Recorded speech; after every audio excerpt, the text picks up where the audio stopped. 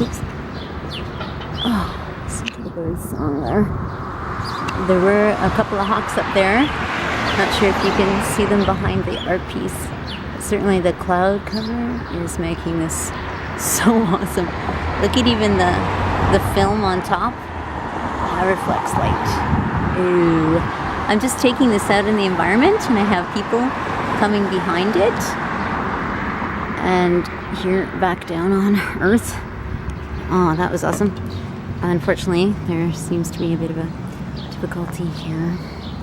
But they're here looking after things. I'll see how this adds to the color. Ooh, just put it right up a little closer. There we go. There's gotta be a lot of wisdom in this spot, I'm sure. A lot of wisdom here. To be able to save people.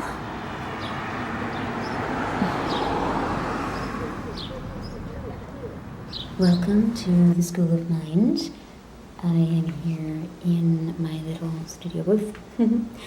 And I'm thinking I had a wonderful conversation with a few people down at the cafe. We talked a little bit about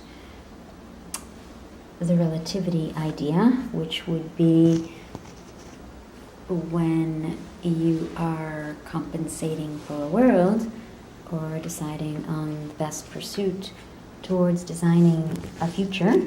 Some of it is definitely out of our hands, of course, but some things, if they are infringing on our perfect humanness or humankind, definitely need to be boundaried or pushed back. So we talked about how the world wars and how in World War II we had to push back the German forces at that time because they were invading other countries and taking over the cultures. We talked about the current situation in North Korea, where the arms race, or even kind of a Cold War again, is causing us to have a little boundarying, a little pushing back from some of the other nations. Global warming. We're trying to boundary certain aspects of industry and our carbon footprint in order to combat that one. And I guess finally, we worry about technology and how much we boundary that. Genetic modification, how much do we boundary that? The work in some of the labs that currently gets a pretty open book, pretty free access, and they get government subsidies. And so we were thinking, maybe we get voice on some of these things in a democracy as to whether we want it to steer. In the past, it's always been just a sign of or sample of progress, but now that we're in 2017 and we have the AIs and we have the capability for modifications of a nature that are very synthetic, and we have global warming, it's maybe time to think about relativity theory in terms of our relationship as perfect humans to these concepts and these innovations, and whether we need to boundary them. So, and one guy said to me, he's a very nice person and a very literary, very intellectual. He had started with the model that we're all used to, not his fault, the used to thinking that, if the jobs are going to be replaced by by the automation, and we need to find a way of being able to place them into work and labor. And I was saying, well, no, I think we need to boundary the automation so they actually aren't replaced, and so that humankind remains on a level playing field.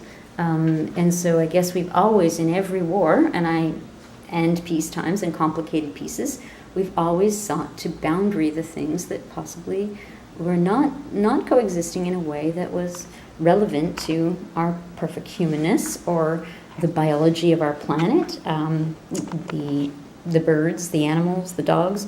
We've always done that, and now I think it's something we need to regard in a new way, and rather than just letting the progress happen and then filling in the hole with something like a synthetic, or filling in the hole with whatever we have on hand that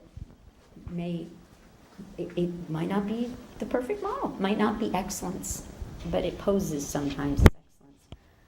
So I think sometimes we can be a little more proactive if we get voice, if we really get voice.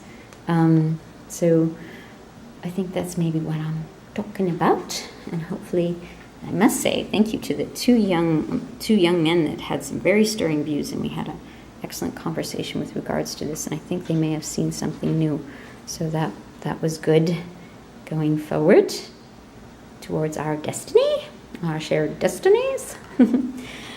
And of course, as I said, there's some designs that will not be within our hands at all, but the ones that are, well, we can do something about that. Yeah. All right, so I'm going to turn this off and set you up for a little music, because it's very difficult to play with one hand. So I think you might want to hear better if I play with more than one hand. There we go. This is one hand.